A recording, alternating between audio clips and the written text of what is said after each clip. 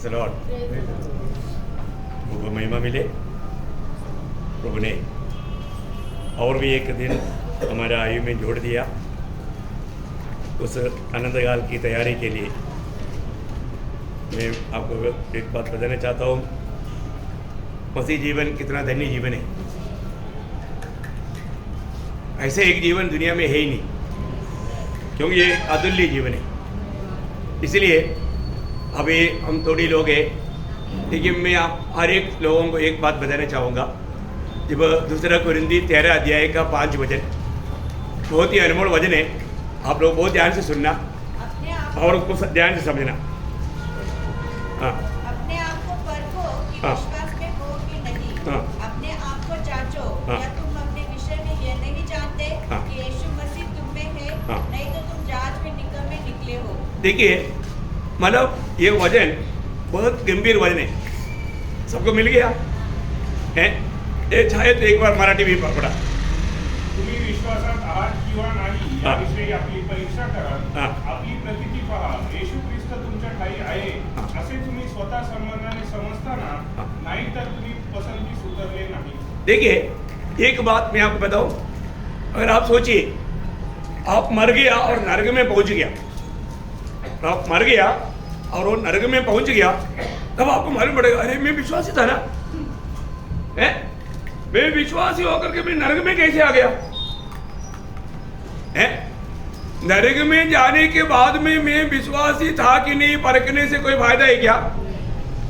कोई फायदा नहीं है। तो प्रियो, आज बहुत से लोगों की अवस्था, वे लोग परखता नहीं मैं एक वास्तव में विश्वासी है क्या है, मैं प्रभु में है क्या। बहुत ध्यान से सुनना प्रियो। अगर आप सोचो और आप मर गया, आप नरक में पहुंच गया और इसके बाद में बचने के लिए मौका है क्या? कभी नहीं, कभी नहीं है। नरक में बोलने का अर्थ उस अधोलोक में है। बोलेगा तो नरक में डायरेक्ट नहीं पहुंचता, परंतु अधोलोक भी आ गए जो धनवान पड़ा है। तो बहुत बड़ी बात क्या है कि हमारे जीवन में हमको ये सच्चाई जानना है प्रियो। अगर मैं इस जीवन में जीते हुए अगर मैं एक सच्चा विश्वासी होकर के जीवन नहीं बिताएगा तो जरूर नरक में पहुंचेगा, वो कभी स्वर्ग में नहीं मिलेगा। तो हमें परखना है। प्रभु का दास इसलिए बोलता है, सभी लोग अपने आप को परखो और जांचो। दो बात बोला, एक परखो और दूसरा जांचो। दोनों बात बहुत महत्वपूर्ण है। हमें परखना है। अभी आपको मालूम है, एक विश्वासी हर अवस्था में प्रभु में भरोसा करके आनंदित रहेगा, और एक झूठा विश्वासी परिस्थिति के अनुसार बदल जाएगा। कोई दुख संकट आ गया तो रोते रहेगा, है क्या? प्रभु झूठा विश्वासी है। सच्चा विश्वासी को मालूम है, मेरा जीवन में आने वाला कोई भी बात मेरा प्रभु जाने बिना नहीं आएगा। बहुत ध्यान से सुनना प्रिय। हमारे जीवन में इसलिए हमें परखना है कि मेरे जीवन में आने वाला कोई भी बातों में मैं जल्दी दुखी और निराश होता है क्या? कई लोग प्रभु को ही छोड़ देता है प्रभु पर दोष लगा करके निकल जाता। विश्वासी है क्या? झूठा विश्वासी का चिन्ह हो। सिर्फ अनुकूल परिस्थिति में भक्ति करना वो नहीं भक्त। प्रतिकूल में भी, कितना भी भयंकर प्रतिकूल में भी वो भक्त प्रभु को कभी नहीं त्यागेगा, है ना? ईयोब का सब कुछ नष्ट हो गया। ईयोब ने बोला प्रभु ने दिया, प्रभु ने लिया, प्रभु का धन्यवाद। वो भक्त कभी भी अपनी परिस्थिति के अनुसार डगमगाए नहीं, प्रभु को नहीं त्यागा। तो हमारे जीवन में कैसा है? थोड़ा भी कुछ बात आ गया तो अपन बहुत दुखी और निराश हो जाता है या आप छोड़ देता है। प्रियो, हमें परखना है कि मैं एक सच्चा विश्वासी है या झूठा विश्वासी है। मैं प्रभु के पीछे चल रहा है, ये कुछ दुनिया की मतलब के लिए चल रहा है या आनंद काल की बातों के लिए चल रहा है? मेरा दर्शन क्या है? सब बातें सबको नहीं समझेगा। प्रभु जिस पर दया करेगा उसको ही समझेगा। क्योंकि जो प्रकाश प्रभु देता है वो प्रकाश जो व्यक्ति तुरंत अपने जीवन में अपनाने के लिए तैयार नहीं, उससे बड़ा प्रकाश उसको कभी नहीं मिलेगा। जो प्रभु प्रकाश दे रहा है वो प्रकाश के योग्य जीवन बिताना। एक एक दिन प्रभु हमें मानो ये बात बताकर दे रहा है। परंतु आज बहुत लोगों की अवस्था, लोग जो वचन सुन रहा है वो वचन को भी समझने के लिए वो यत्न नहीं करता। कितना दुखदायक बात है प्रियो। एक सच्चा विश्वासी हमेशा यीशु मसीह को अपने जीवन की प्रभुता दे करके प्रभु की इच्छा में बना रहने के लिए प्रयास करता है। हमने सैटरडे को मतलब हमने सीखा था, मतलब हर एक विश्वासी प्रभु का गुलाम है। कौन है? गुलाम। गुलाम का अर्थ आप समझता है? गुलाम प्रभु मतलब स्वामी का संबंध है, और गुलाम का एकमात्र इच्छा स्वामी की मतलब प्रसन्न करना, स्वामी की इच्छा में बना रहना, स्वामी को हमेशा हर बात में आनंदित करना। जो हमारा जीवन में मैं एक मसीह व्यक्ति है तो, मैं एक विश्वासी है तो मेरे अंदर ये निर्णय चाहिए, मैं हर बात में मेरा हर एक कामों के द्वारा मैं प्रभु को महिमा करते रहेगा, है ना। वो उद्देश्य अगर हमारे नहीं है, वही बात प्रेरित पौलुस फिलिपियों 1:23 में बोला ना, मैं शरीर में रहूं, शरीर छोड़कर रहूं, पर तुम्हें प्रभु को प्रसन्न करता रहेगा। मैं प्रभु को प्रसन्न है ना, फिलिपियों 1:23 में ना, फिलिपियों 1 अध्याय का 23 वचन है 20 में 20 पढ़ना। जैसे मेरे प्रबल साहस के कारण हाँ। मसीह की बड़ाई मेरे देह के द्वारा सदा होती रही है, हाँ। वैसे अभी हो हाँ। चाहे मैं जीवित रहूं हाँ। या मर जाऊं। हाँ, मैं जीवित रहूं या मर जाऊं, मतलब मैं जीते जीते भी या मरने के बावजूद में भी है मेरे जीवन के द्वारा प्रभु का महिमा। प्रियो, एक भक्त का दिल की उमंग हुई है, क्योंकि हमको क्या मिला? उद्धार मिला है। उद्धार मिलने का अर्थ तो बहुत गहरा है ना प्रियो, एक छोटा सा बात है क्या है? उद्धार कितना असंभव बात है, प्रभु ने वो संभव बना कर दिया, उसके लिए प्रभु ने कितना बड़ा दाम चुकाया।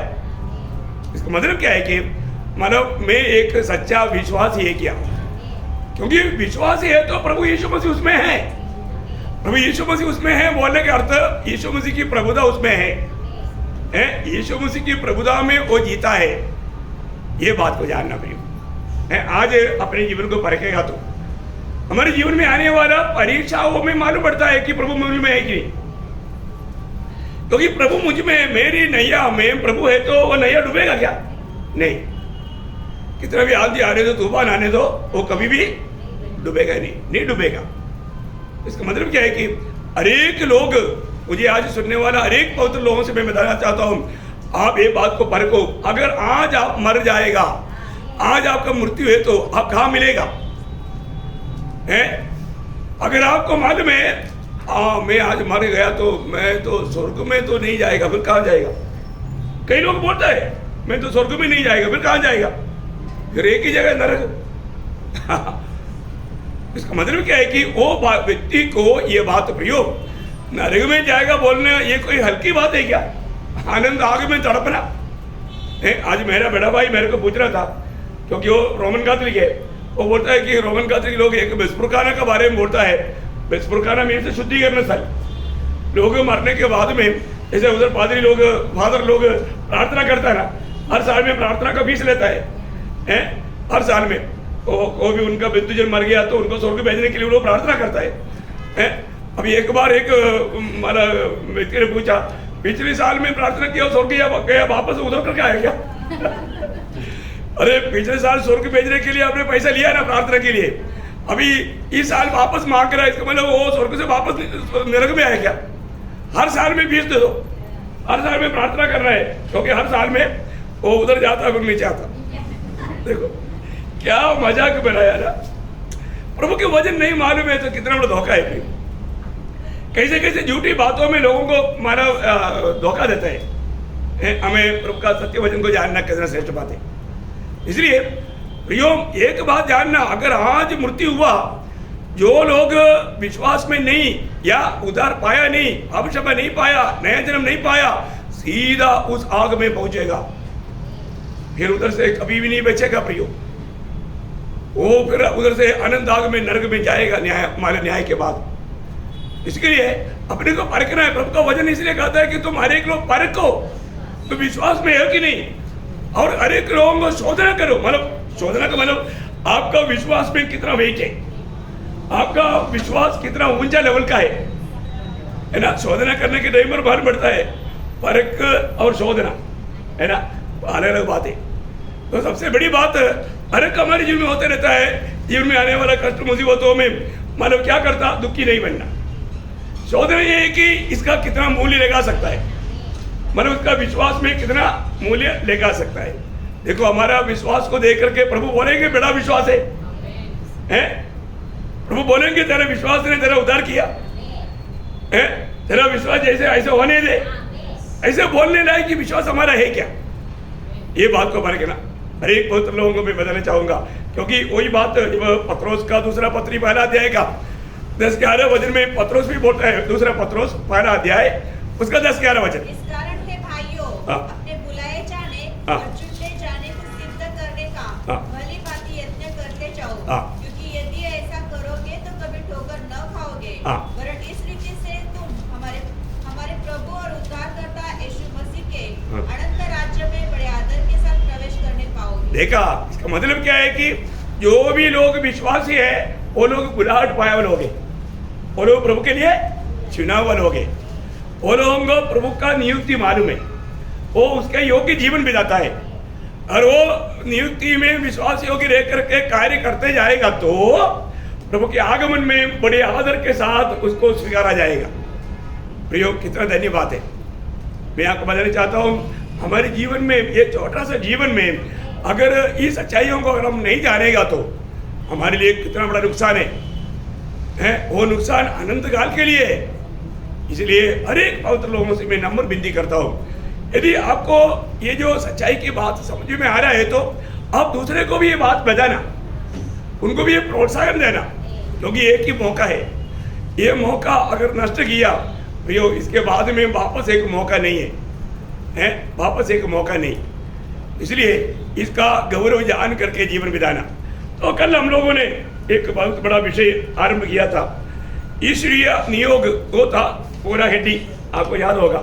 उसमें हमने इस दुनिया के ऊपर नियोग के बारे में थोड़ा बात देखा है। उसको ज़्यादा विस्तार से बोलने के लिए टाइम भी कम पड़ा था, लेकिन मैं अभी उस विषय में नहीं जाऊंगा, अगला विषय में जाऊंगा। आज मैं आपको जो बताने जा रहा हूं वो है हमारा सामूहिक जीवन का नियोग। क्या है? हमारा सामूहिक जीवन का नियोग। बोले का मतलब ये दुनिया में हम जीने के समय में हमारे लिए प्रभु का एक विशेष नियोग है। वो सब प्रभु की नियोग से होता है। हर एक बातों का नियोग प्रभु देता है। अभी मैं आपको उसको डिटेल से बताऊंगा। जैसे अभी मानव इस दुनिया का हर एक गवर्नमेंट प्रभु की ओर से नियुक्त है, बहुत लोगों को मालूम नहीं। ये दुनिया का सारे गवर्नमेंट, सारे राज्य ये प्रभु की ओर से नियुक्त है ना। अभी हमारा ये भारत देश का प्रधानमंत्री हो, प्रेसिडेंट हो, मंत्री हो, एमएलए हो, एमपी हो, जो भी है वो सारे लोग प्रभु की ओर से नियुक्त हैं। इसलिए हमारा भी कर्तव्य, हम लोग जब इस भारत में जब रहता है, भारत का नागरिक है हम लोग। भारत का नागरिक होने के कारण भारत में हम लोगों को कहीं भी जाकर के रहने का अधिकार है। भारत में आप कहीं भी जन्मा, कोई भी स्टेट में जन्मा, और तो आपको भारत का कोई भी स्टेट में जाकर रह सकता है। आप उधर घर बना सकता है, कुछ भी काम कर सकता है, सब कर सकता है भारत का, क्योंकि आप भारत का नागरिक है। आपको उधर का नागरिक होने के कारण आप कोई भी भारतीय का नियम के अनुसार हम कोई भी धर्म पर विश्वास कर सकता है, कोई भी धर्म का प्रचार कर सकता है। यदि कोई वादा आ गया तो आप जाकर के हमारे कोर्ट में बोल सकता है कि ये लोग मेरे को तकलीफ दे रहे हैं, तो आपका तकलीफ दूर करेगा, क्योंकि नियम बना हुआ है। वो नियम जानना भी चाहिए, उसके अनुसार आप काम कर सकता है। Praise Lord. इसका मतलब क्या है? इसी कारण वचन में जब रोमियो का पत्री उसका 13 अध्याय उसका 1 से 7 वचन। हर एक व्यक्ति हाँ। शासकीय अधिकारियों के अधीन रहे। हाँ देखो बहुत ध्यान से सुनना है, क्योंकि बार बार दोहराने के लिए टाइम नहीं, क्योंकि टाइम अपना बहुत कम रहता है। हाँ, अभी उसके लिए सुनने वाला ध्यान से सुनना। आपके पास बाइबल है तो बाइबल भी खोल करके आप अपने तरफ से अपनी भाषा में भी देखेगा तो अच्छी बात है, तो आपको ज्यादा गहराई में समझ में आएगा। हाँ, आगे बढ़िए। क्योंकि कोई अधिकार ऐसा नहीं हाँ। जो परमेश्वर की ओर से न हो, हाँ। और जो अधिकार है वे परमेश्वर के ठहराए हुए हैं। हाँ। इसलिए जो कोई अधिकार का विरोध करता है हाँ। वो परमेश्वर की विधि का सामना करता है। देखा, इसका मतलब क्या है कि कोई भी अधिकार का विरोध करता है तो वो परमेश्वर के खिलाफ काम करता है। इसका मतलब क्या है कि कोई भी अधिकारी की विरोध में किसी को भी काम करने के लिए मानव अनुमति नहीं।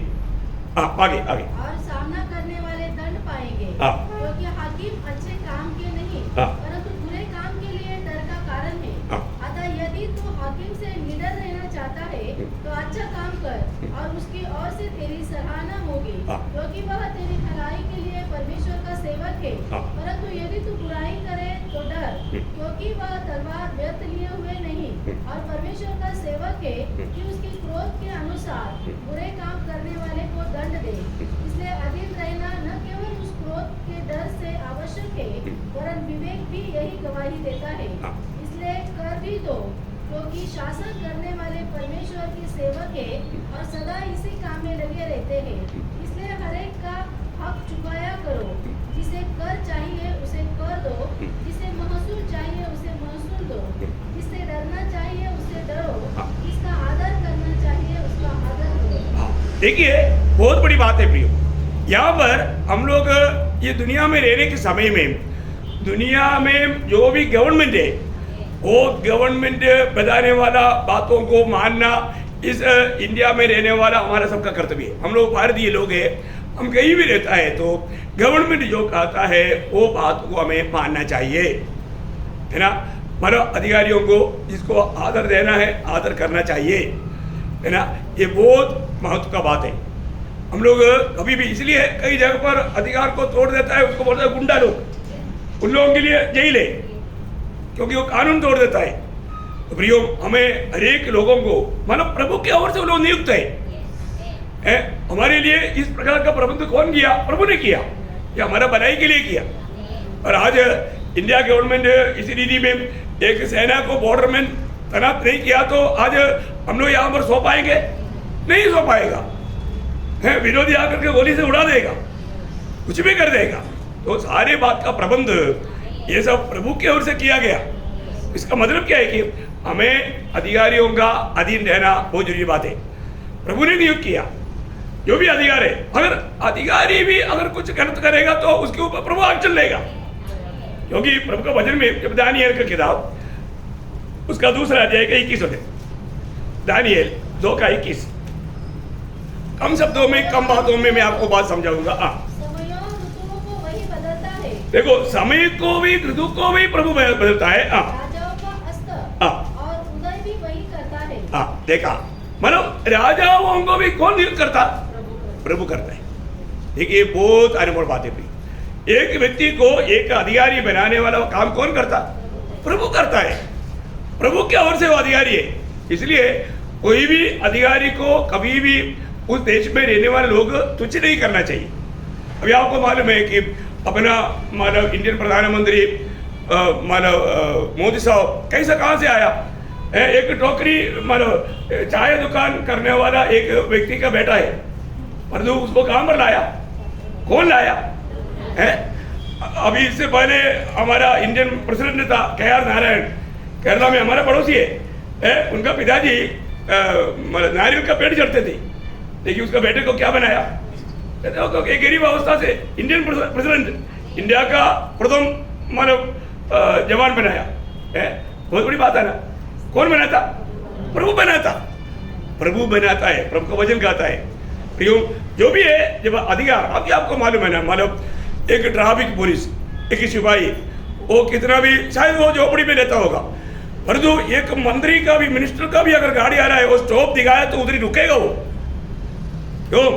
क्योंकि उसको जो अधिकार मिला प्रेसिडेंट से, और वो उसमें वो तोड़ देगा या मतलब इंडिया का सबसे बड़ा धनी व्यक्ति अंबानी आ गया, अंबानी का गाड़ी रुकाएगा तो स्टॉप का वो आजकल तो स्टॉप का नहीं दिखाता, सिग्नल डालता है। लेकिन जो भी है सिग्नल आ गया तो फिर रुकना ही पड़ेगा, रेड सिग्नल आ गया तो रुकना पड़ेगा। अगर उसको तोड़ कर जाएगा तो उसके ऊपर एक्शन लेगा, जो भी सजा है उसको उड़ाना पड़ेगा। तो प्रियो नियम एक बहुत बड़ी बात है। यहाँ पर परमेश्वर ये सारे बातों को कंट्रोल करता है। देखो वही दानियल उसकी 4 अध्याय उसका 17 वचन पढ़ना।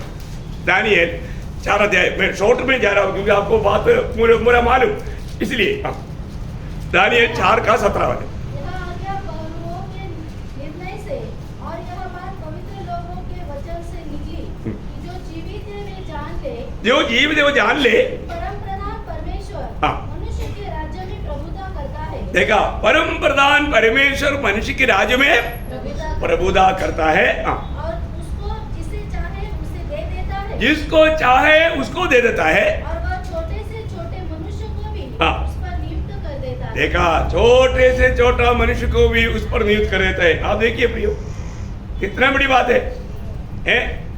ये बात बाइबल में हम बहुत से संभव देखता है। एक सादा पहरा देने वाला मोर्दकाई को परमेश्वर ने उस देश का सेना का जनरल बनाया, और जो जनरल था उसको खंबे में गाड़ दिया। ये सब बाकी चरित्र आपको मालूम है।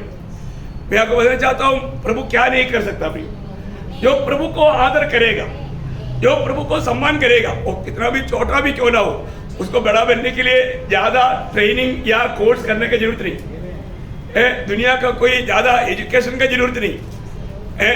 प्रभु सब कुछ कर सकता है प्रियो। प्रभु के पास उसका अधिकार है। उसी अध्याय का 25 वचन, कि तू मनुष्य के बीच से निकला जाएगा, हाँ, और मैदान के पशुओं के संग रहेगा, हाँ। तू बैलों के समान घास चरेगा, हाँ। और आकाश की ओर से बीघा करेगा, हाँ। और 7 युग तुझ पर बीतेंगे, हाँ। जब तक कि तू न जान ले हाँ। कि मनुष्य के राज्य में परमप्रधान ही प्रभुता करता है। देखिए, ये नबूकदनेस्सर राजा के जीवन में आने वाला बात एक भविष्यवाणी के रूप में प्रभु ने उनको प्रकट किया हुआ बात को यहाँ पर दानियल उनको समझा रहा है। अब देखिए, बोलने का अर्थ क्या है प्रियो?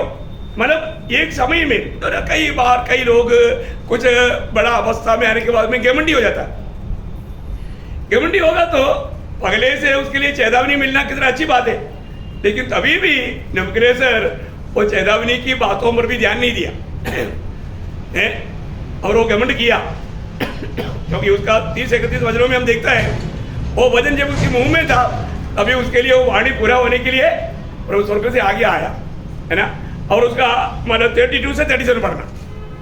और तू मनुष्य के बीच से निकला जाएगा, हाँ। और मैदान के पशुओं के संग रहेगा, हाँ। बैलों के समान घास चरेगा, और 7 काल तुझ पर बीतेंगे, हाँ। जब तक कि तू न जान ले कि परमप्रधान मनुष्यों के राज्य में प्रभुता करता है। देखिए, उस नबूकदनेस्सर घमंड करने के कारण उसकी घमंड उतारने के लिए प्रभु को उसको 7 साल का ट्रेनिंग देना पड़ा।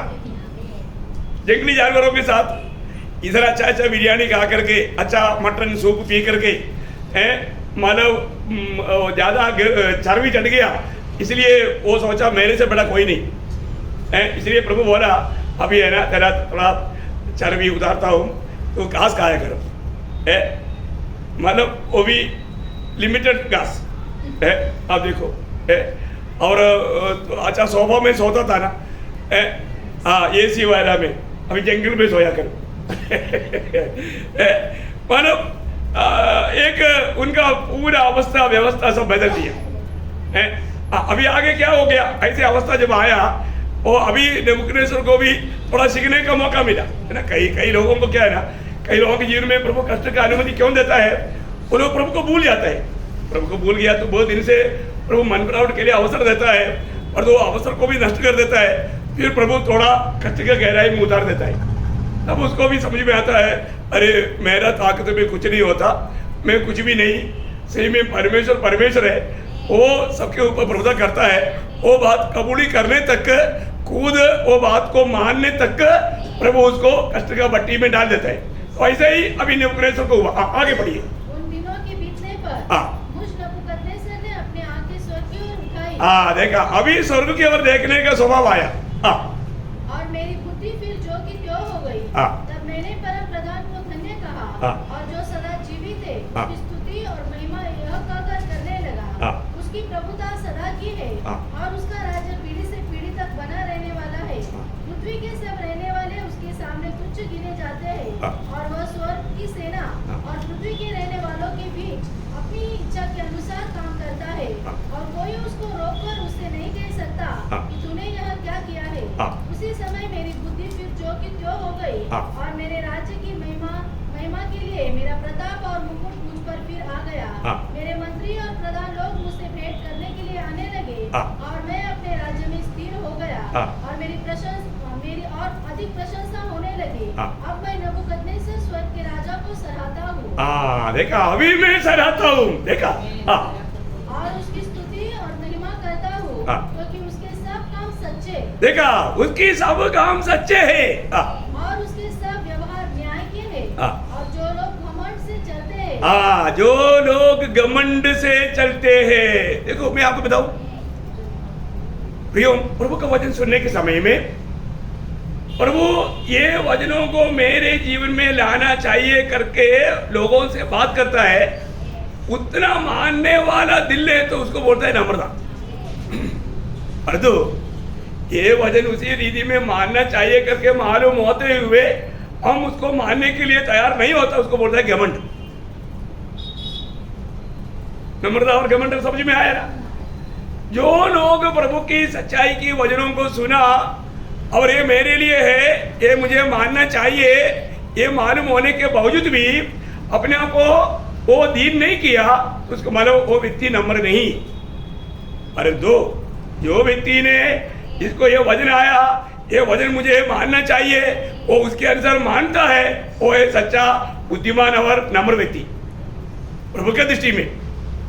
इसलिए प्रियो, हमें प्रभु का बात मानने वाला वो नम्रता चाहिए। अभी वो नम्रता ना होने के कारण 7 साल का ट्रेनिंग नेबूकदनेस्सर को दिया, तब वो सीखा। अभी कई लोगों को कष्ट का भट्टी में बहुत दिन तड़पने के बाद में मालूम पड़ता है, अरे यार मैं तो वास्तव में प्रभु से सीखा था, लेकिन क्या करूं, मैंने बात माना ही नहीं। मैं फिर भी अपने हटीला स्वभाव में घूमते रहा। इसलिए प्रभु जितना दिन देगा उतना दिन रहना पड़ेगा, वो स्वर्ग से न्याय होता है। अभी उसके बेटा बेलशस्सर के बारे में भी हम लोग देखते हैं, उसके आगे ये सारा संभव मालूम होने के बावजूद भी बेलशस्सर भी घमंड किया है। वहां पर उसके लिए प्रभु ने अपने मतलब उनकी दीवार पर लिख करके दिखाया, उसका 25 से पढ़ना 5 अध्याय का। हाँ, जो शब्द लिखे गए वे ये है, हाँ। मने मने तकेल और ऊपर से। हाँ। इस लेख का अर्थ यह है, मने अर्थात परमेश्वर ने तेरे राज्य के दिन गिनकर हाँ। उसका अंत कर दिया है। हाँ। तकेल अर्थात तू मानो तराजू में तोला गया हाँ। और हल्का पाया गया है। 30 तक पढ़ लेना। हाँ। परेश अर्थात तेरा राज्य बांटकर हाँ। मादियों और फारसियों को दिया गया है। तब बेलशस्सर ने आज्ञा दी और दानियल को बैंजनी रंग का वस्त्र और उसके गले में सोने की कंठमाला पहनाई गई। हाँ। और ढिंढोरियों ने उसके विषय में पुकारा हाँ। कि राज्य में तीसरा दानियल ही प्रभुता करेगा। हाँ। उसी रात कल्दियों का राजा बेलशस्सर मार डाला गया। देखो, उसको वापस मौका भी नहीं मिला। देखिए भैया, प्रभु हमें चेतावनी देता है और वो चेतावनी को हम लोग दुर्लक्ष्य करेगा तो कई लोगों को प्रभु मौका देता है, कई लोगों को मौका भी नहीं मिलता। मौका मिलना कोई जरूरी नहीं, वो भी प्रभु की इच्छा के ऊपर है। तो सबसे बड़ी बात क्या है कि प्रभु का वचन में ये लिखा है, किसी को भी कोई भी पदवी में जब लाता है प्रभु लाता है। प्रियो, आज हम लोग कोई भी है प्रभु की ओर से है, तो हम लोग उस अवस्था में हमें संतुष्ट होकर के प्रभु का महिमा करना चाहिए। यदि नहीं करता, जब माला 15 का शुरुआत में ही प्रेषित पौलुस ने बोला ना, मैं जो कुछ भी हूँ प्रभु के अनुग्रह से हूँ, है ना, प्रभु के अनुग्रह से हूँ। हम लोग जो कुछ भी है ना, हमारी अवस्था बदल गया होगा, परंतु प्रभु के अनुग्रह से अपने उसमें घमंड नहीं करना है। हम कभी भी घमंड नहीं करना। आपको मालूम है, वो घमंड करने का मतलब क्या है कि हम प्रभु को भूल जाता है। बहुत खतरनाक अनुभव है।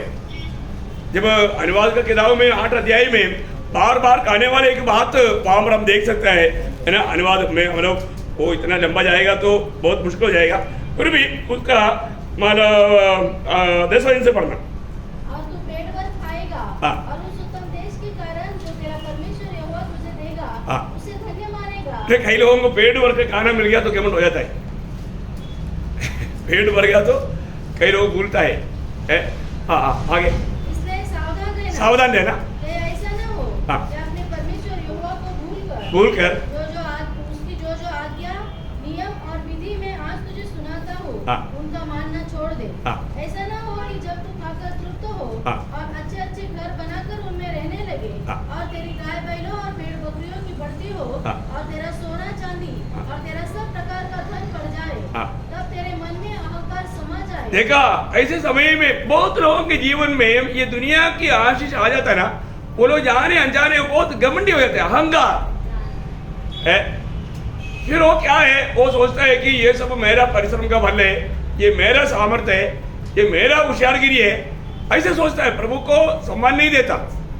आगे बढ़िए थोड़ा। और तू अपने परमेश्वर यहोवा को भूल जाए। देखा, यहोवा को भूल जाता है, प्रभु को भूल जाता है। और आगे जो तुझको दासत्व के घर हाँ। अर्थात मिस्र देश से निकाल लाया है हाँ। और उस बड़े और भयानक जंगल में से ले आया है हाँ। जहाँ तेज विष वाले सर्प और बिच्छू है हाँ। और जल रहित सूखे देश में उसने तेरे लिए चकमक की चट्टान से जल निकाला हाँ। और तुझे जंगल में मन्ना खिलाया हाँ। जिसे तुम्हारे पुरखा जानते भी न थे हाँ। इसलिए कि वह तुझे नम्र बनाए हाँ। और तेरी परीक्षा करके अंत में तेरा भला ही करे।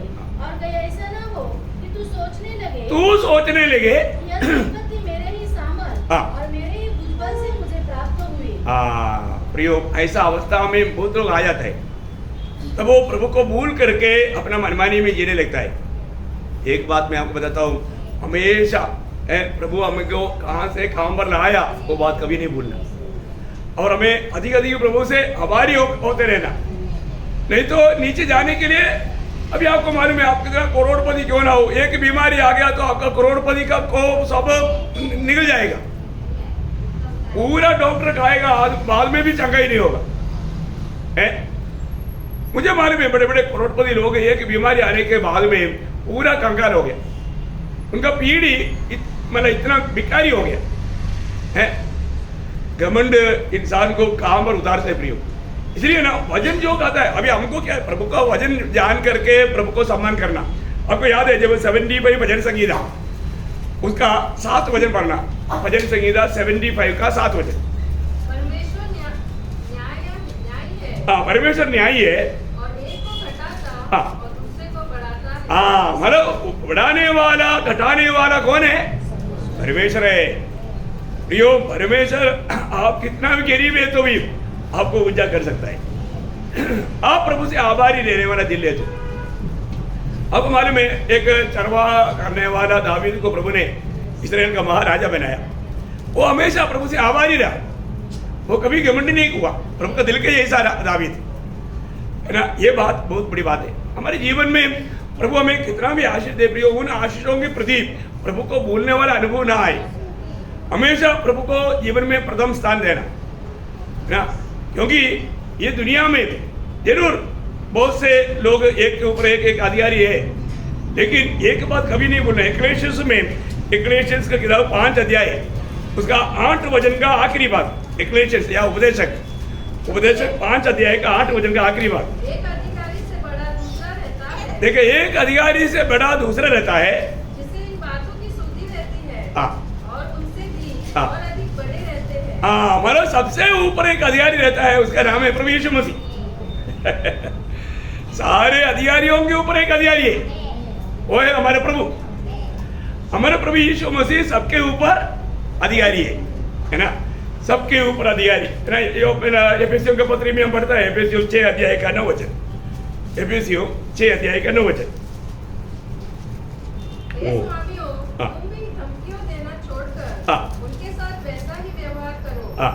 क्योंकि तुम जानते हो कि उनका और तुम्हारा दोनों का स्वामी स्वर्ग में है। हाँ, देखा, इसलिए अधिकारियों को बोलता है तुम लोग दूसरे के साथ कोई भी प्रकार का गलत व्यवहार नहीं करना, क्योंकि उनका और तुम्हारा एक अधिकारी स्वर्ग में है, वो देखता है ना। यीशु मसीह जी उठने के बाद में क्या बोला? स्वर्ग और पृथ्वी का सारा अधिकार। आज वो सारा अधिकार पाए हुआ व्यक्ति कौन है? हमारे प्रभु यीशु मसीह है ना। प्रभु यीशु मसीह के हाथ में सारा अधिकार है। प्रियो, एक बात जानना, अधिकारियों को पहली बात ये सर्वाधिकारी की ओर से नियुक्ति होता है, या प्रभु यीशु मसीह ही सबको नियुक्त करता है। एक बात खास करके यहाँ पर मैं आपको बताना चाहूँगा कि इन अधिकारियों को ये देश को भी बांट कर देने वाला कौन है? प्रभु है। हमें एक एक देश में वो देश का सीमा कहाँ पर होना चाहिए, वो बात का भी निर्णय प्रभु के हाथ में है। अगर कोई हम लोग, इसलिए है ना, कई लोग आपको मालूम है झगड़ा होता है वो सीमा के प्रति, कई मानो जगह पर मानो एक अभी भाई है, एक एकड़ है, लेकिन बड़ा भाई छोटा भाई का मतलब 2 गुंडा ओवर कर देता है, वो फेंसिंग मतलब तोड़ देता है, ऐसा ये होता है। अभी प्रभु की ओर से उनको 1 एकड़ मिला तो वो थोड़ा बढ़ाना चाहता है ना। इसी प्रकार एक एक देश के ऊपर भी प्रभु ने दिया, ये प्रभु ने मुझको दिया, ये बात जानकर उसमें संतुष्ट रहना चाहिए, है ना। ये भी बात आपको जानना बहुत जरूरी है। अभी भारत देश अभी बोलेगा, अभी मैं अभी जाकर के बांग्लादेश को, पाकिस्तान को, चाइना को मैं अधीन करता हूँ बोलेगा तो वो भारत का इसके लिए नहीं दिया, वो देश वो उनके लिए दिया। देश बांट कर देने वाला भी प्रभु है ना। वचन में ये बातों को अगर आप पढ़ेगा तो हमारे प्रभु का कार्य देखो कितना अनोखा है, हर एक बातों को बारे में लिखा है प्रियो, है ना। जब अनुवाद व्यवस्था विवरण 2 अध्याय का 5 वचन, उन्हें न छोड़ना क्योंकि उनके देश में से मैं तुम्हें पाँव रखने की जगह तक न दूंगा। देखा, उनके देश में से, उनके देश में तुम लोग नहीं जाना, इस्राएल के प्रभु बोल रहे हैं, क्योंकि मैंने वो देश उनको दिया है। उसका 9 वचन, और यहोवा ने मुझसे कहा, मोआबियों को न सताना और न लड़ाई छेड़ना, क्योंकि मैं उनके देश में से कुछ भी तेरे अधिकार में न कर दूंगा। देखा, मैं तेरे अधिकार में वो देश उनको नहीं देगा, है तुमको मैं देने वाला वो अलग बात है, पर ये यहाँ पर नहीं मिलेगा तू, इसलिए तू उनको मत सताना। तुम्हारे पास सामर्थ्य है लेकिन तू उनको नहीं सताना। उसको 19 वचन, जब तू अम्मोनियों के सामने जाकर उनके निकट पहुंचे तब उनको न सताना और न छेड़ना, क्योंकि मैं अम्मोनियों के देश में से कुछ भी तेरे अधिकार में न करूंगा। नहीं करेगा, क्योंकि मैं अम्मोनियों को नहीं दिया वो देश है, वो देश तुम मत चाहो। देखा, प्रभु ने जिसको दिया उसका है वो बात। ये तुम मेरे जन्म बोल करके सब कुछ तेरा नहीं, मैं तुम्हें दूंगा ना, लेकिन तुमको ये जानना जिसको मैंने दिया उस पर तुम अपने मतलब नजर नहीं लगाना, उसको मत चाहना, है ना। उसका 24 वचन, अब तुम लोग उठकर कूच करो और अर्नोन के नाले के पार चलो। सुनो, मैं देश समेत हेशबोन के राजा एमोरी सीहोन को तुम्हारे हाथ में कर देता हूँ। देखा, अभी मैं तुमको देने जा रहा हूँ। देखा, जहाँ पर नहीं लेना और जो देना, क्योंकि मैं तुम्हारे लिए रखा हुआ वो तुम ले सकता है, और वो देश में तुम्हारे हाथ में कर दूंगा। उसका 31 वचन, 31, यहोवा ने मुझसे कहा, सुन, मैं देश समेत सीहोन को तेरे वश में कर देने पर हूँ। देखा, ये प्रभु जब देने वाला है तो प्रभु के ओर से बाकी काम है। उसका 33, और हमारे परमेश्वर यहोवा ने उसको हमारे द्वारा हरा दिया और हमने उसको पुत्रों और सारी सेना समेत मार डाला। देखा, मतलब वो देश को कब्जा करने के लिए प्रभु ने उनको मदद किया, है ना। उसका 2 अध्याय का 2-3 वचन, सॉरी 3 अध्याय का 2-3, तब यहोवा ने मुझसे कहा, उससे मत डर, क्योंकि मैं उसको सारी सेना और देश समेत तेरे हाथ में किए देता हूँ। देखा, मैं तेरी हाथ में कर देता हूँ, मतलब मैं तुझे जो देता है प्रियो। मैं एक बात आपको बताता हूँ, प्रभु के लोगों को जो देता है वो सबसे उत्तम है ना। बहुत बड़ी बात है। मैं मतलब वचन के द्वारा हमको ये बात, अभी सबसे उत्तम भाग हमारे लिए रखा है प्रभु स्वर्ग में। एक बात अभी इस जीवन में आपको जानना प्रियो, ये दुनिया में दुनिया की आशीष की वायदा दे करके उड़ाहट पाया हुआ एक झुंड है, अब्राहम का पीढ़ी। उनको जो प्रभु ने जब दिया वो देश का वर्णन क्या है मैं आपको बोलूं। उसका अनुवाद 8 अध्याय उसका 7 से 9 वचन, अनुवाद व्यवस्था वर्णन 8 अध्याय का 9 से 7 से 9। क्योंकि तेरा परमेश्वर यहोवा तुझे एक उत्तम देश में लिए जा रहा है। कैसे देश में जा रहा है? एक उत्तम देश। देखा, प्रभु के लोगों को और देशों से बढ़ करके एक उत्तम देश में ले जाता है। उत्तम देश, आप देखिए प्रभु बोलता है वो उत्तम देश है। आगे जो जल की नदियों का और तराइयों और पहाड़ों से निकले हुए गहरे गहरे स्रोतों का देश है। फिर वह गेहूं, जौ, दाखलताओं, अंजीरों और अनारों का देश है। और तेल वाले जैतून और मधु का भी हाँ। और न उसमें तुझे किसी पदार्थ की घटी होगी। हाँ। वहाँ के पत्थर लोहे के हैं हाँ। और वहाँ के पहाड़ों में से हाँ। तू तांबा खोदकर निकाल सकेगा। हाँ, अभी उसका 11 अध्याय का 10 से 12 वचन भी पढ़ना। देखिए मतलब वो देश का खूबी है, आप देखिए। हाँ देखो, जिस देश के अधिकारी होने को तुम जा रहे हो हाँ। वह मिस्र देश के समान नहीं है, हाँ। जहाँ से निकल कर आए हो, हाँ। जहाँ तुम बीज बोते थे हाँ। और हरे साग के खेत की रीति के अनुसार अपने पाँव से नालियाँ बनाकर सींचते थे। हाँ। परंतु जिस देश के अधिकारी होने को तुम जाने पर हो हाँ। वह पहाड़ों और तराइयों का देश है हाँ। और आकाश की वर्षा के जल से हाँ। सींचता है। हाँ। वह ऐसा देश है हाँ। जिसकी तेरे परमेश्वर जिसकी तेरी परमेश्वर यहोवा, यहोवा को सुधि रहती है। देखा, यहोवा की सुधि रहने वाला देश। हाँ और वर्ष के आदि से लेकर अंत तक हाँ। तेरे परमेश्वर यहोवा की दृष्टि उस पर निरंतर लगी रहती। देखा, वो देश में प्रभु का दृष्टि निरंतर लगी रहता। आप देखिए प्रभु अपने लोगों को देने वाला देश का खूबी, और उस देश के बारे में प्रभु ने एक विशेष नाम दिया। वो बहुत अद्भुत बात है ना। वो देश के बारे में जब एसेकिएल नबी की किताब एसेकिएल उसका 38 अध्याय का 16 वचन का भी पाठ, एसेकिएल या एसेकिएल उसका 38 अध्याय का 16 वचन की भी पाठ। अंत के दिनों में ऐसा ही होगा हाँ। कि मैं तुझसे अपने देश पर, अपनी देश कहाँ पर? अपने देश हाँ, उतना अंडरलाइन करना, अपनी देश बोलने का मतलब मेरा देश बोलते हैं प्रभु। प्रभु बोलते हैं वो मेरा देश है, बोलते हैं। वही बात उसका 20 अध्याय के 6 वचन पढ़ना। उसी दिन में उनमें से यह भी शपथ खाई, हाँ। मैं उनको मिस्र देश से निकाल कर हाँ। एक देश में पहुंचाऊंगा हाँ। जिसे मैंने तुम्हारे लिए चुन लिया है। हाँ। वह सब देशों का शिरोमणि है हाँ, वो देखा, वो सब देशों में शिरोमणि है और उसमें दूध और मधु की धाराएं बहती हाँ, है। हाँ, देखा, वो बोलता है, प्रभु बोलते वो मेरा देश है।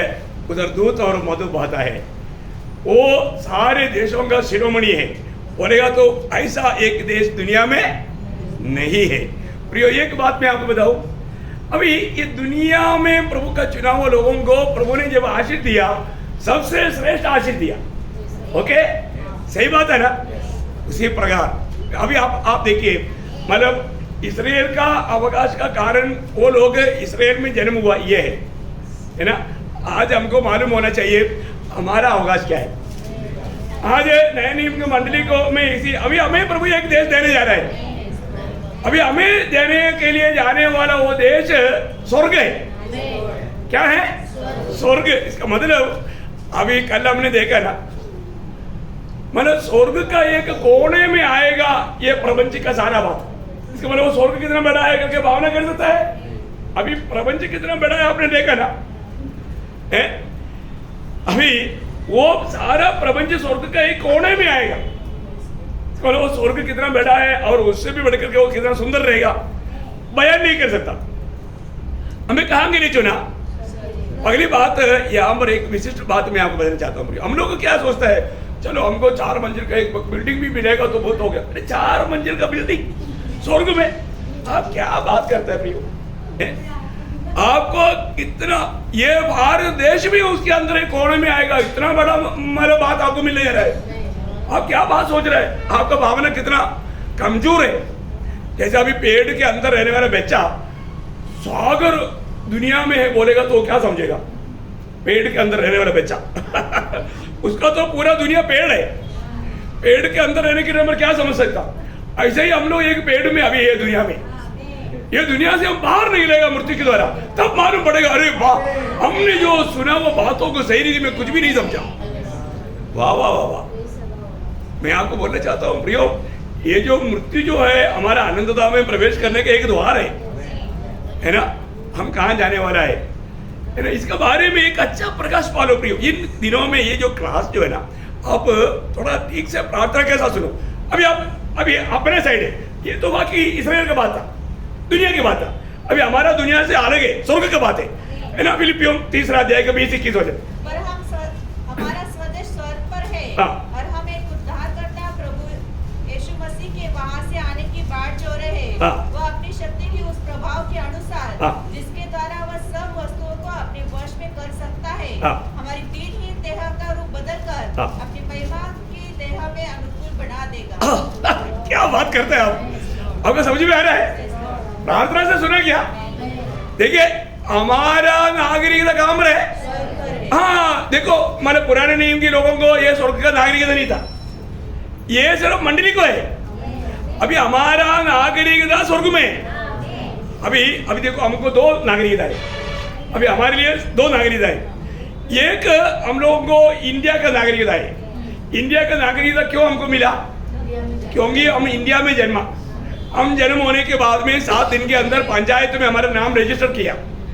Praise Lord. इसलिए ये इंडिया का एक नागरिक होकर के हमको वोट देने का है, मतलब और इलेक्शन में खड़ा होकर के जीतने का सब अधिकार है। बहुत बात है एक नागरिक के ऊपर, नहीं समझा? तो ऐसा है। तो अभी हमको मतलब एक दूसरा एक नागरिकता है। ये नागरिकता तो इंडिया का नागरिकता हमको क्यों मिला? इंडिया में जन्म लिया। इंडिया में जन्म होने के कारण हम इंडिया का नागरिक है। उसी प्रकार हमने जिसने भी नया जन्म पाया, जो भी नया जन्म पाया, उनको सबको स्वर्ग का नागरिकता है। Praise Lord. बहुत बड़ी बात है। इसलिए नया जन्म का गौरव है। मैं इसलिए शुरुआत में बोला, हर एक व्यक्ति में विश्वास से बोलकर मरने के बाद वो नरक में गया तो क्या फायदा नहीं? वो वास्तव में विश्वासी है क्या? उसके बाद जानना, मेरा नया जन्म हुआ है क्या? मेरे को नया जन्म हुआ है तो मेरे को स्वर्ग का नागरिकता है। स्वर्ग का नागरिकता। देखो दुनिया का नागरिकता मृत्यु के साथ खत्म। दुनिया का नागरिकता मृत्यु के साथ खत्म, और जो स्वर्ग का नागरिकता कभी खत्म नहीं होता, वो अनंत काल का है। आपको समझ में आ रहा है? हाँ, जिसको समझ में आ रहा है हमें बोलने का। Praise Lord. प्रियो, हमें मिला हुआ नागरिकता स्वर्ग का नागरिकता है। अभी आप देखिए, अभी हमारा अवस्था स्वर्ग। अभी स्वर्ग क्या है? स्वर्ग त्रिएक परमेश्वर और अरबों स्वर्गदूत रहने वाला स्थान है। स्वर्ग क्या है? स्वर्ग त्रिएक परमेश्वर और अरबों स्वर्गदूत। उसमें केरूब है, शराब है, साधारण दूध है, ये अनगिनत है। ये सब लोग रह करके मानव त्रिएक परमेश्वर की आराधना करने वाला महान स्थान है। वहां पर हम जाने वाला है। प्रेज़ द लॉर्ड, है ना? उसको सही रीति में उसका वो प्रकाश तो पालिए। और उधर जाके हम ऐसा मिट्टी के पुतला मिलेगा क्या? नो नो, हमको महिमा का शरीर मिलेगा। बाप रे। अभी आप देखो ना, चंद्रमा तक जाने के लिए उनको लिए विशेष वस्त्र, उसको लिए कितना खर्चा है। परंतु प्रियो, ये वस्त्र में नहीं, पूरा हमारे शरीर को बदलना पड़ता है। प्रभु हमें एक नया शरीर देगा। हो, क्या बात करते हैं आप, है ना? हमने फिलिपियों उसका 3रा अध्याय के 20-21 वचन में क्या बोला? हमने क्या पढ़ा? थोड़ा और एक बार पढ़िएगा। पर हमारा स्वदेश स्वर्ग पर है, और हम एक उद्धारकर्ता प्रभु यीशु मसीह के वहां से आने की बाट जोरे हैं। इसका मतलब क्या है प्रियो? हर एक उद्धार पाए हुए व्यक्ति को अपना मृत्यु के बाद का जीवन के बारे में अच्छा ज्ञान है।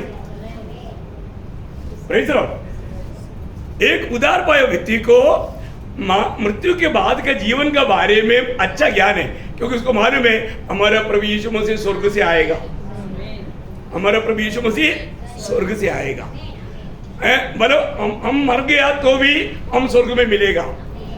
ये एक पक्का निर्णय प्रभु में विश्वास किया हुआ हर एक पवित्र लोगों को है।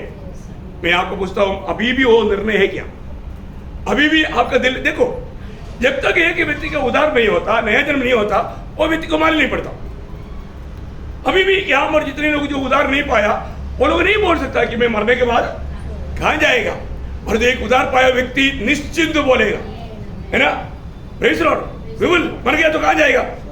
देखो ऐसे बोलने के लिए बोला था क्या? देखो क्यों बोला?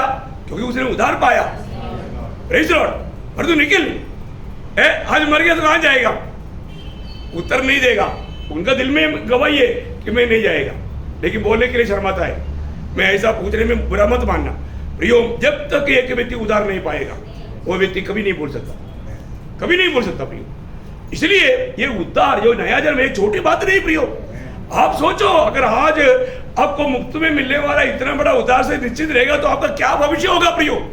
अनंत काल। अगर आप किसी कारण आज मर गया तो अनंत काल नरक की आग में कभी उसमें बदलेगा क्या? नहीं। देखा प्रियो, आज मैं स्वर्ग का नागरिक है क्या? जो भी नया जन्म पाया वो स्वर्ग का नागरिक है, उसको कोई डाउट नहीं। मेरा उद्धार हुआ, मैंने नया जन्म पाया, मैंने यीशु मसीह को धारण किया है, मेरा यीशु मसीह मुझ में है, मैं प्रभु यीशु मसीह में हूँ, ये बात का निर्णय उसको है। मैं आपको बताना चाहता हूँ प्रियो, ये कोई घमंड की बात नहीं, हमको ये पक्का जानना चाहिए। अगर हमने नहीं बोल सका, हमको ये बात को अगर नहीं मालूम, प्रियो वो व्यक्ति उद्धार नहीं पाया, वो प्रभु के साथ संगति नहीं करता, उसको स्वर्गीय आशा नहीं। अभी यहाँ पर वचन कहता है हम स्वर्ग का नागरिक है, हमारा उद्धार करता यीशु मसीह स्वर्ग से आएगा, उस समय में क्या होगा? वह अपनी शक्ति के उस प्रभाव के अनुसार जिसके द्वारा वह सब वस्तुओं को अपने वश में कर सकता है, हमारी दीनहीन देह का रूप बदल कर अपनी महिमा की देह के अनुकूल बना देगा। देखा प्रियो, हमें अपनी उस महिमा का शरीर का अनुकूल बनाएगा।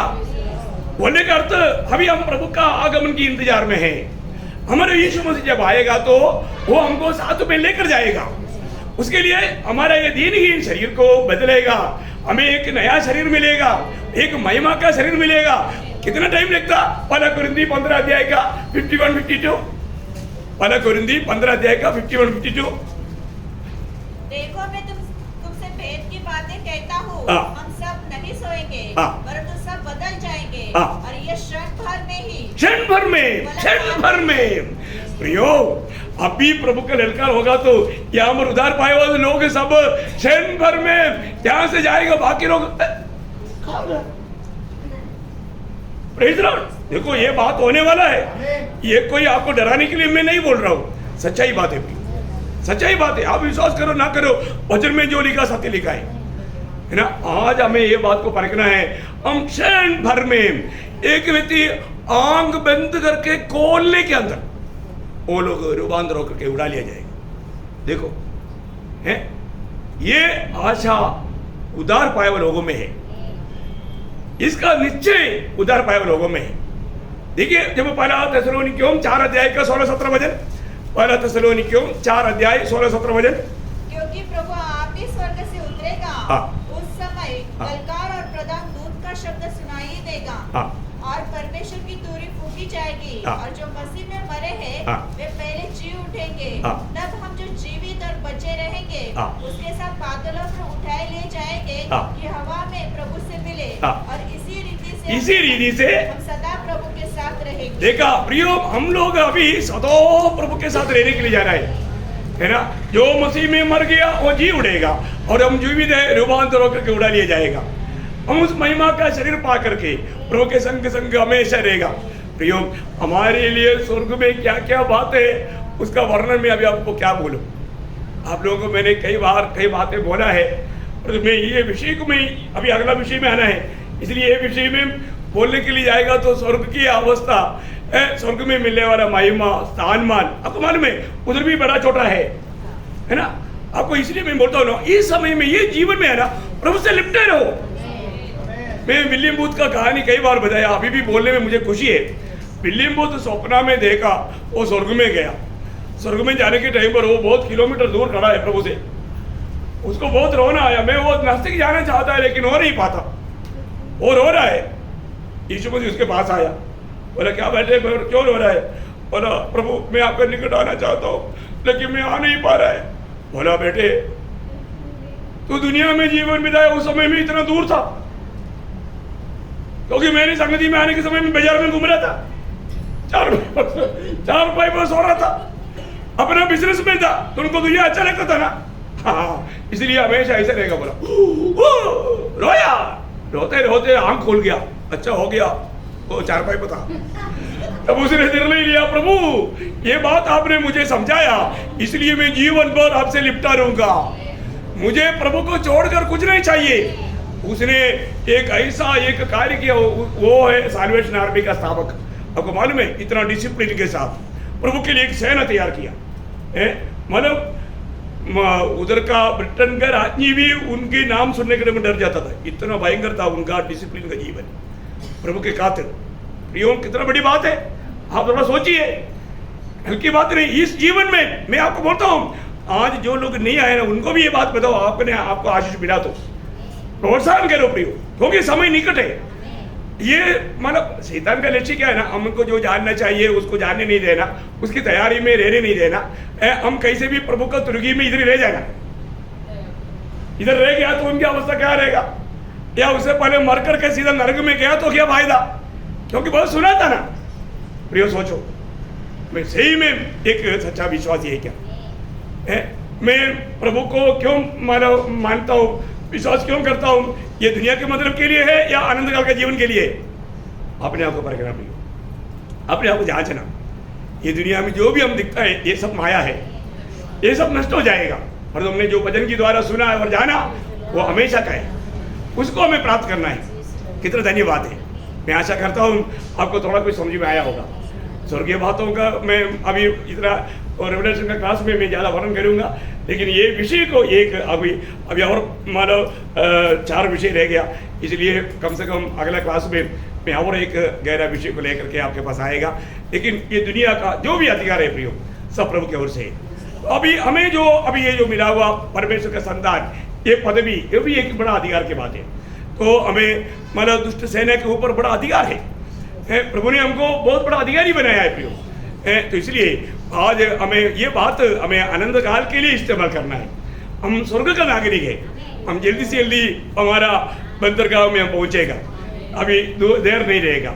इसलिए हम एक दूसरे को प्रोत्साहन करते हुए एक दूसरे के लिए एक आदर्श और राष्ट्र के कारण बनकर जीना, उसके लिए वचनों के द्वारा प्रभु सबको सहायता करे। प्रभु का महिमा हो। आमीन। Praise the Lord.